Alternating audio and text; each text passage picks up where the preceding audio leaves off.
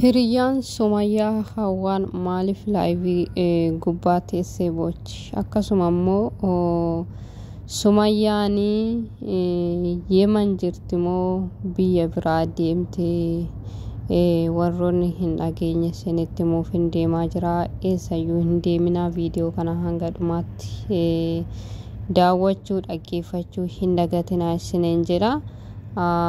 Egaa Hawwaa hundi keessaniyyuu namti wallaaltan hin jirtan jedheen abdii qabaa. Hiriyyaa biyya namaatti wal barane Sumayyaa waliin.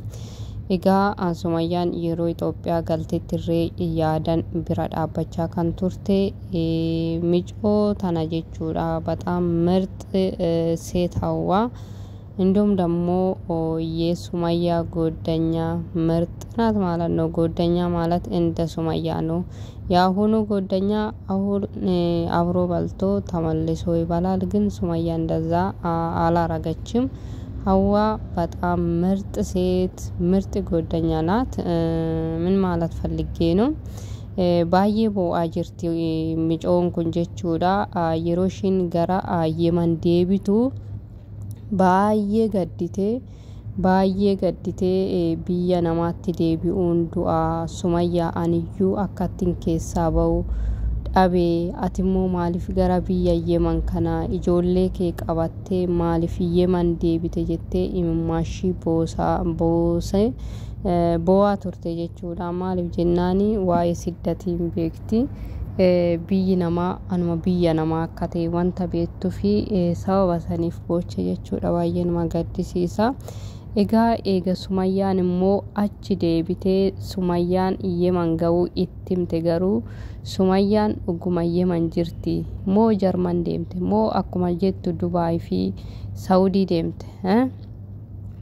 Maaliif jennaan ammas kan ishii boochisaa jiru Saayidoon warra jaarsatirree akka ergu taasifamtee jaarsarree akka ergamu gochaa jirti. Saayidoodhaan walitti araarsuudhaaf baay'ee jechuudha. Baay'ee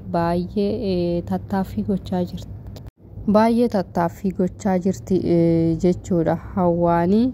Akkasuma Sumayyaan iddoo jirtu Hawwaatti himuudhaaf ammas eeyyamamtuu miti. Sinigalee akkuma dursaa iddoo jirtu of dhoksitee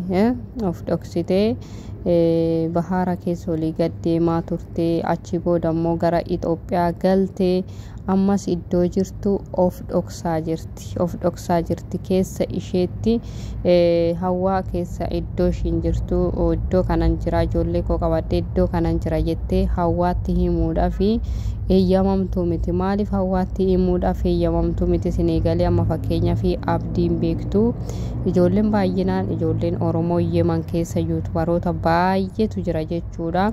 Isaan amma Hawwaa bira deemanii gaafachuu danda'u. Sinigalee gaafa Hawwaa bira deemanii gaafatanii Hawwaan iddoo akkanaa jirti Sumayyaan jettee osoo ijoollee amma yuutubaroota Yemen keessa jiran ijoollee afaan Oromoo kana dubbatanitti tarii dhufanii gaafatanii isaan deemanii Saayidootti immoo Sinigalee isaan deemanii Saayidootti immoo Hawwaarraa fuudhanii Saayidootti immoo Saayidoon bifa salphaadhaanii Sumayyaa argachuu danda'a. Sinigalee Sumayyaan kanaafi iddoo jirtu of dhoksaa jirti. Eegammoo Saayidooni Sumayyaa arge taananii ayyuunis dhaquun dirqama. Gaafa ayyuun immoo dhaqxee ibiddi manatti qabata. Sinigalee kanaaf jetteeti Sumayyaan ammas of dhoksaa jirti. Indoom akka viidiyoo ishii irratti ilaaltanitti ani Yemen keessa hin jiraadhu. Yemen keessa nan deema. Dubaayis jiraachuu danda'a. Deebi'ee immoo Jarmanis deemuun danda'a jetteeti kan isheen dubbatte. Ammas wanti nuti beeknu hin jiru. Kaamma ishii viidiyoo gadi nuu lakkistutti eegna malee Jarmanis jiraachuu dandeessi. Sinigalee Qaataris jiraachuu dandeessi, Dubaay kanarree asuma iddoodhuma nuti jirru kanarree jiraachuu dandeessi. Daa'ima ishii qabattee Senegalee firiidhaan socho'uu hin dandeessi biyyaa biyyatti waan ta'eef kanaaf jetteeti osuma garaa ishee nyaatu osuma keessa isheetti cinqamtu waa'ee hirummiyummaa ishee hawwaadhaaf osuma baay'ee dhiphattu garuu itti muudhaaf eeyyamamtu miti jechuudha. Maaliif jennaani baay'ee rakkoodha. Ani dursayyuu itti ijoollee kootiif jedheeti malee ani sodaa ayyuu biyyarraa biyyatti akka bineensaa hin fiigu. Garuu immoo kan akka bineensaa na fiigsise yookiin biyya Itoophiyaatirraa kaases kan biyya namaatti akkan baqadhu kan na taasise ayyuun ijoollee koo waa gooti laata. Gaafa immoo ijoollee koo kana waa goote ijoollee ani itti luqqa'ee itti dhoobodhee itti daaree biyya namaatti dahee biyya namaatti guddifadhe kana osuma ishiin iyyuu ija hamtuudhaan ilaaltee ani keessi koo hin danda'u. Senegalee keessi koo hin danda'u. Kanaaf jedheetan ani namaan walitti bu'uu hin barbaadu. Addunyaa xiqqoo kanaaf jedhee namaan walitti bu'uus hin barbaadu. Daa'ima koo guddifachuu naa wayyaa.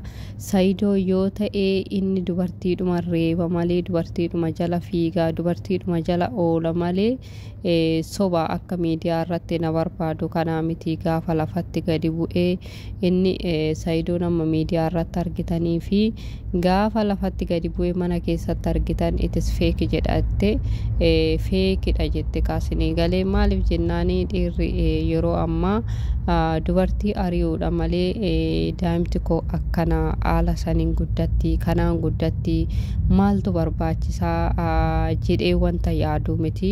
Sumayyaanis immoo wanta hin taane daa'ima isheetii irratti akka fe'amuu hin barbaadu. Senegalee daa'imti ishee akka firiidamiidhaan guddattuuf barbaaddi.